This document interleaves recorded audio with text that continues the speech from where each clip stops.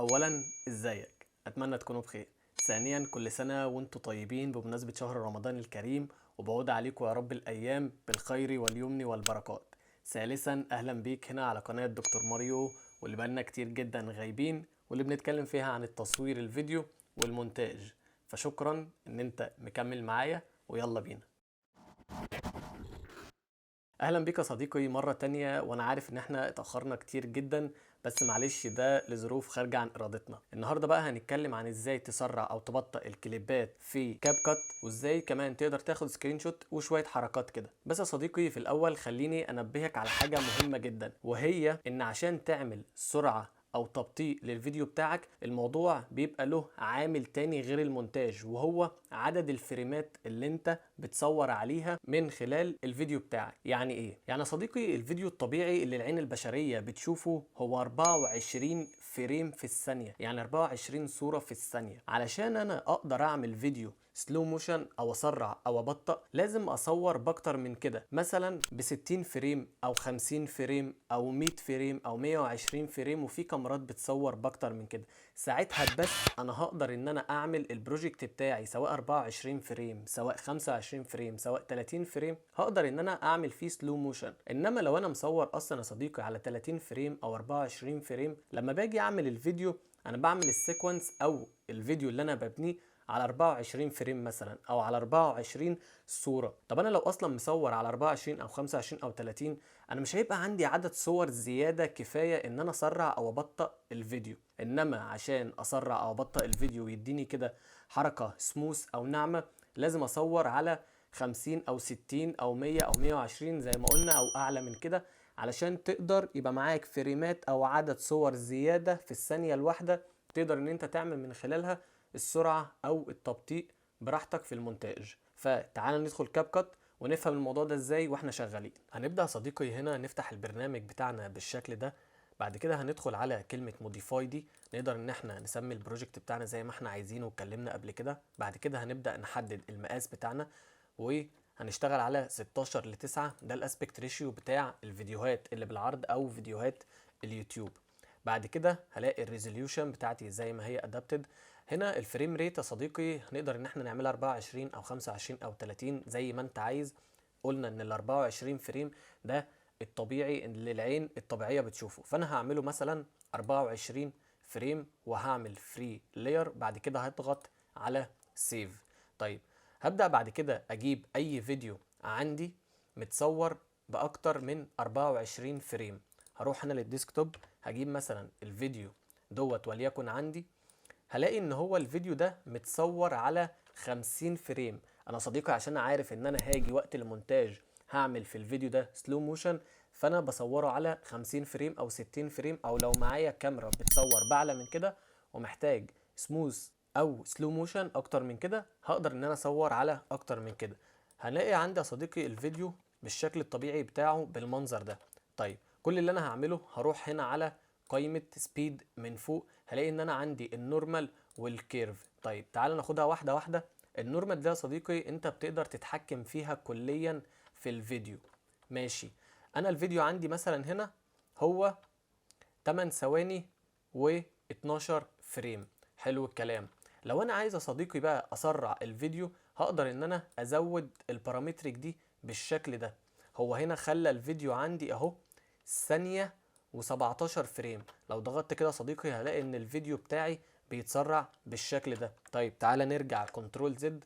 انا عايز ابطئ الفيديو، هقدر ان انا اشد البارامتريك دي لتحت كده. طول ما انا بشد يا صديقي هتلاقي ان هو هنا بيقول لك ان السرعه قلت للنص. تمام. طيب تعالى يا صديقي كده هضغط بلاي، هلاقي ان الفيديو هنا نزلهولي من 50 ل 25 فريم. كمان كبر لي مده الفيديو زي ما انت شايف كده على التايم لاين. طيب هرجع تاني كنترول زد.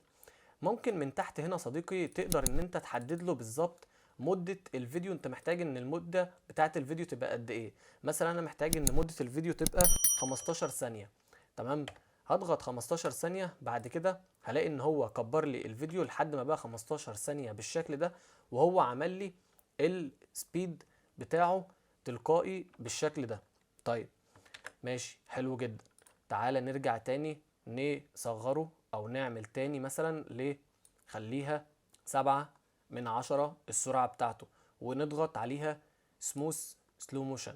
هتلاقي عندك هنا صديقي بيفتح لك الفريم بلندنج او الاوبتيكال فلو.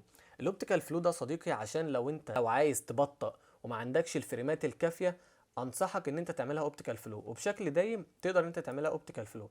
الاوبتيكال فلو ده صديقي هتلاقي ان هو لو عندك عدد فريمات مش مظبوطه على اللي انت عايز تعمل عليه سلو موشن، هو الكمبيوتر بنفسه هيبدا يظبط لك موضوع الفريمات ده. هتلاقي ان هو بيعد هنا بالجنب كده لحد ما يخلص، وهتلاقي الموضوع بقى سموث بشكل اكبر. تمام. طيب تعالى بقى نرجع كنترول زد. احنا عندنا الكليب بتاعنا زي ما احنا قلنا، تعالى كده نقصه لحد ما يبقى 5 ثواني بالظبط. تمام كده انا عندي الكليب بشكل طبيعي. يبقى انا عرفت من هنا التايمز فوق دي لو انا عايز ان انا اقلل، اقدر ان انا انزل البارامترك دي لتحت، ولو انا عايز ازود السرعه اقدر ان انا ازود البارامترك دي لفوق، ولو انا عايز احدد بالظبط عدد الثواني اللي انا عايز اشتغل عليها اقدر ان انا اعملها من هنا. دي يا صديقي النورمال. تعالى بقى ندخل على الكيرف بالشكل ده. الكيرف بقى دي حاجات منها جاهزه زي التمبلتس الجاهزه، بتديك شكل معين او شكل جاهز للسرعه وللبطء بتاع الجهاز. طيب عندنا هنا الكاستمايزد دي يعني انا ممكن لو رفعت البارامترك دي هنا اقدر ان انا يبقى الكليب كده هيبدأ بسرعة وبعد كده يبدأ ينزل بالراحة بالشكل ده، والمكان اللي انت عايز تسرع فيه الكليب هتبدأ ان انت تعلي بالشكل ده، ويبقى هو بقى عندك بالمنظر ده. طب تعالى صديقي نرجع كنترول زد. طب تعالى نعلي مثلا هنا ونعلي بالشكل ده، يبقى هو هيبدأ هنا صديقي عالي وبعد كده يبدأ ينزل بالسرعة، وبعد كده يطلع عالي وبعد كده ينزل بالسرعة. دي بتقدر ان انت تتحكم فيها شوية، والصراحة الموضوع هنا لذيذ وممتع، وتقدر ان انت تعمل من خلاله افكتات كتير في المونتاج بتاعك. طيب تعالى نرجع كنترول زد تاني. تعالى نشوف مثلا الاشكال دي مثلا حاجة هنا هتلاقي ان هو بادئ بطيء بعد كده بدأ يسرع على طول بشكل كبير، بعد كده نزل مرة واحدة وبعد كده طلع للسرعة الطبيعية بتاعته. تعالى كده صديقي نشوف هو الشكل ده عامل ازاي.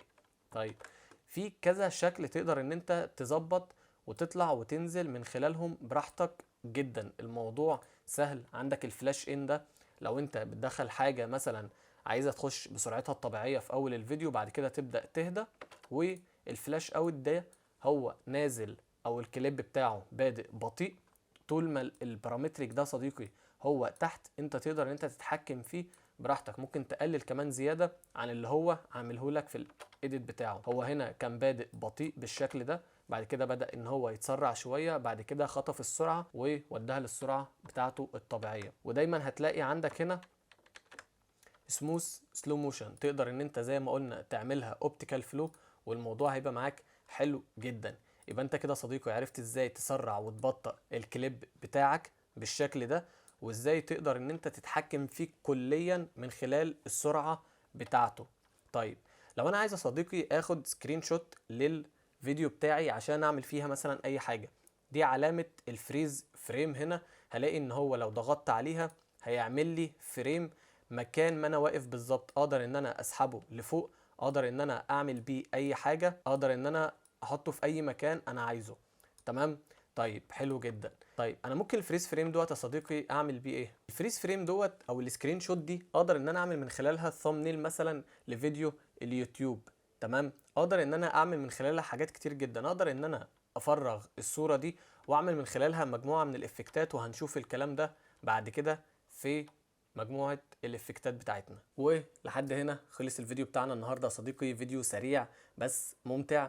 ركز جدا على موضوع السبيد رامب والسلو موشن. الموضوع ممتع، تقدر ان انت تعمل بيه افكتات كتير جدا، وبنشوف فيديوهات على السوشيال ميديا هي اعتمادها كله على السلو موشن والسبيد رامب على سرعة وتبطيء الكليبات. وبس كده يا صديقي لحد النهاردة خلص الفيديو بتاعنا. ما تنساش لو استفدت تعمل لنا لايك، ولو ناوي تكمل معانا رحلة كاب كات اعمل سبسكرايب وفعل الجرس، واشوفك الفيديو الجاي. سلام.